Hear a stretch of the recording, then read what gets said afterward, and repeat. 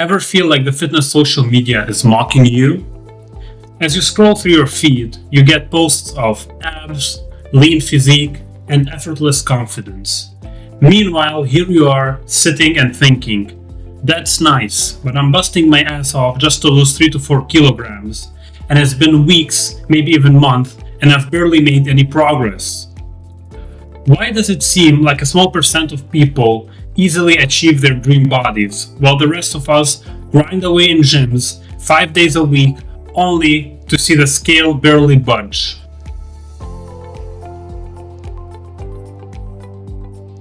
We all know someone who spends a lot of time in the gym. That could even be you.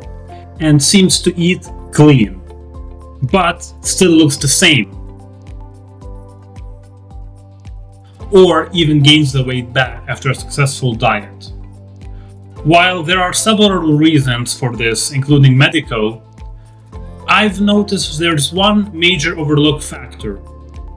It's a factor people don't like to talk about, but it's staring us right in the face every time we buy something.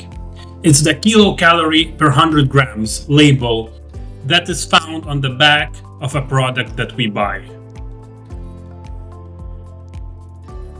Disclaimer: before moving any further, this is not medical advice. Before proceeding further, I would like to talk about few myths personally I was told in childhood. Number 1. Breakfast is the most important meal of the day. Is it really? Number 2. You need to have 3 meals per day. Number 3. Working out, particularly aerobic exercise, is the key to staying in shape. Now, years later, the validity of these statements is questionable at best. For instance, skipping breakfast doesn't automatically make you unhealthy. Having 3 meals a day isn't necessarily for everyone. Similarly, while aerobic exercise is beneficial, relying on it alone to burn off calories often leads to suboptimal results. Now, back to the main thing, the kilocalorie per 100 grams. And this isn't a medical advice, by the way, just my opinion and experience. You need to understand the following things in order to stop your weight loss sabotage. Number 1 is, what is the basic metabolic rate? Number 2 is, what is caloric density? Number 3 is what I like to call the portion size fallacy. Number 4, why exercise just isn't enough. Number 5, I will provide solutions that worked for me.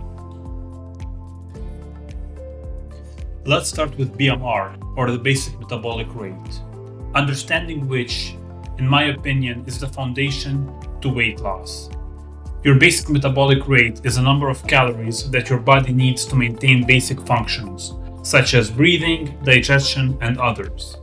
For most people, this would be around 2000 kilocalories per day, give or take.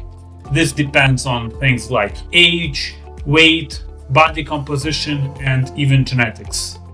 Understanding your BMR is crucial because it sets the baseline for how much calories you can consume per day to maintain your current body weight. A small note: BMR, or metabolism, is one of those things where I suspect some people are genetically more lucky than others because their metabolism is higher, hence they can burn more calories than other people. However, don't let this be an excuse not to know and be aware of your BMR and use it appropriately. All you need to do is go online, type BMR calculator, input your age, height, and voila! Here is your BMR, or at least something close to it. Surely these calculators won't take things like body composition, genetics, and maybe other factors into account, but they will give you a good enough estimate. Calorie density, the hidden saboteur. As I mentioned before, almost on every food package you buy, there's a nutritional label with kilocalories per 100 grams on it. This number holds the key to why so many diets fail. Let me give you an example. I once picked up a chocolate bar and decided to check the label. I really did check the label out of curiosity as I was too lazy to do that before. It said that this chocolate bar had 420 kilocalories per 100 grams. The chocolate bar overall weighed 150 grams, meaning it contained around 630 kilocalories. If, hypothetically, your BMR is around 2000 kilocalories per day, this means that this chocolate bar constitutes around 1/3 of your daily caloric allowance. In essence, this small 150-gram bar has more calories than a serving of rice, chicken, or steak. And unlike the latter, it probably will not make you full, and you would want to eat soon after it. Not to mention the big nutrients difference between those two meals. In essence, this small 150-gram bar contains more calories than an entire meal made of rice, chicken, or steak combined. Yet, unlike the latter, it's unlikely to leave you feeling full, and you'll probably find yourself hungry again soon. Not to mention the nutritional differences between those two is staggering. Number 3 is the serving size fallacy. Here's where most people go wrong. I am not sure how scientific this is, but I often notice people having this idea in mind, even if unconsciously, that the portion size is proportional to the calories in it. This is totally false. Actually, the size of what you eat is not proportional to the calories in it. This may seem obvious, but people fall for this again and again. We assume, or our brains assume, that larger portions are higher in calories and smaller portions are lower. This may have been true sometimes for our ancestors that hunted food, but today, in the world of processed food, that is simply not the case. For example, a 150-gram chocolate bar packs more calories than a healthy packed nutritional meal. A half a liter of soda may have up to 200 kilocalories just from sugars alone. Those small snacks at work or chocolate bars at breaks can cost you a lot of calories without you even being aware of it. Now, why exercise is not enough? You probably won't be able to outtrain a bad diet. Now you might think, I'll just burn it off at the gym. But unless you are a professional athlete or spend a full day working out, this probably won't be the case for you. Unfortunately, exercise alone rarely compensates for poor diet. A 1-hour run might burn somewhere from 400 to 500 calories, assuming you're running 6 to 7 kilometers per hour.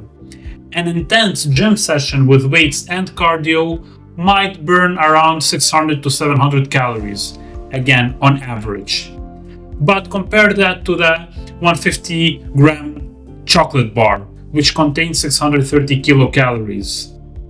That would mean that you would have to spend 1 or 2 hours at the gym working out just to burn that chocolate bar alone.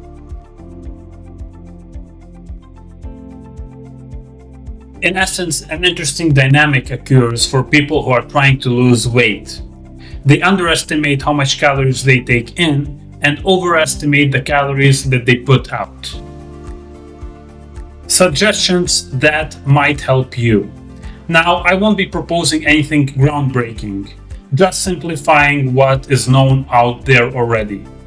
Number 1, understand your BMR. You have to know what is your baseline. If you're trying to lose weight, knowing how much you will burn at rest will go a long way to determine what is your limit and how you should plan your diet. Number 2, check the labels and be mindful of calorie density. Make it a habit to check the kilocalorie per 100-gram label on everything you eat. Understanding calorie density can help you make better choices and avoid hidden calorie traps. Number 3, budget your calorie intake. Yes, this is the most unsexy part, but you need to be honest with yourself. You need to have an approximation of how much calories you're putting in, and it's important that you are honest with yourself. Remember, you can trick your mind, but you cannot trick your metabolism. Number 4 is build muscle to boost your BMR. Unlike cardio, which burns calories only while you're active, Building up some muscle will help you burn calories even at rest, meaning your BMR will increase. Nothing crazy, this might not sound like much, but even increasing your BMR 200, 300, or 500 kilocalories a day over time makes a huge difference. Prioritize protein-rich foods. Now treat this one with caution and check with your doctor first. But by prioritizing protein-rich foods, this not only helps build muscle, but also keeps you fuller for longer. Number 6, avoid liquid calories. Soft drinks, alcohol, and even some healthy smoothies are loaded with hidden calories. And although sugar-free drinks may be better, I'm not sure that recommending them is a good idea. It's best to stick to water, tea, or coffee to save hundreds of calories per day. Conclusion: there's a famous saying on the internet that abs aren't made in the gym, they are made in the kitchen. And it is true.